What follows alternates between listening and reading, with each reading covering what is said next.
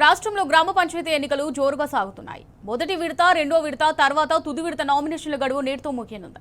ఇవాళ సాయంత్రం 5 గంటల వరకు నామినేషన్ల స్వీకరణ గడువు ఉండగా రేపు నామినేషన్ల పరిశీలన జరుగుతుంది. తుది స్కెడ్యూల్ పోలింగ్ ఈ నెల 17న జరుగుతుండగా అదే రోజు ఫలితాలను వెల్లడించనున్నారు.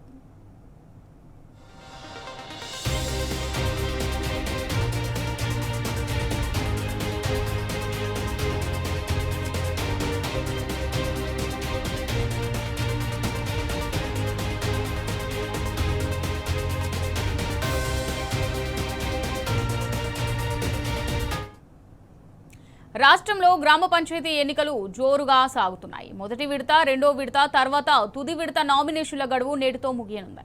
ఇవాళ సాయంత్రం 5 గంటల వరకు నామినేషన్ల స్వీకరణ గడువు ఉండగా రేపు నామినేషన్ల పరిశీలన జరుగుతోంది.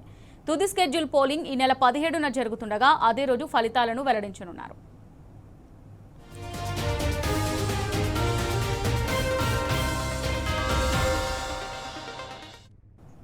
రైట్గా దీనికి సంబంధించి మరిన్ని డీటెయిల్స్ మా రిపోర్టర్ కిరణ్ అందిస్తారు. కిరణ్, అమూల్య, ఏదైతే గ్రామ పంచాయతీ ఎన్నికలకు సంబంధించినటువంటి తుది నామినేషన్ల గడువు ఈ రోజు సాయంత్రంతో ముగుస్తుంది. ప్రధానంగా ఈ నెల 17న ఈ ఎన్నికలు జరుగుతున్నాయి. మొత్తంగా 3 విడతల్లో జరగాల్సినటువంటి ఎన్నికలకు సంబంధించినటువంటి అన్ని ఏర్పాట్లు రాష్ట్ర ఎన్నికల సంఘం చేస్తుంది. ప్రధానంగా ఈ నెల 11న మొదటి విడత, ఈ నెల 14న రెండో విడత ఎన్నికలతో పాటు ఈ నెల 17న మూడో విడత తుది విడత ఎన్నికలు కూడా జరగబోతున్నాయి. ఉదయం 7 గంటల నుంచి మధ్యాహ్నం 1 గంట వరకు ఎన్నికలు జరుగుతాయి.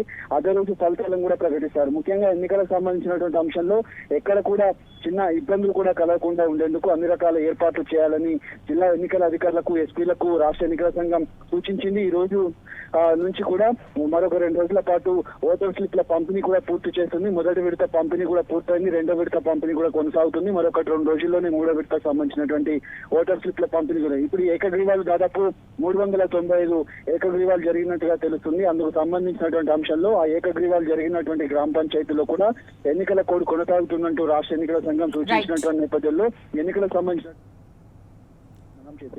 రైట్. Thank you Kiran.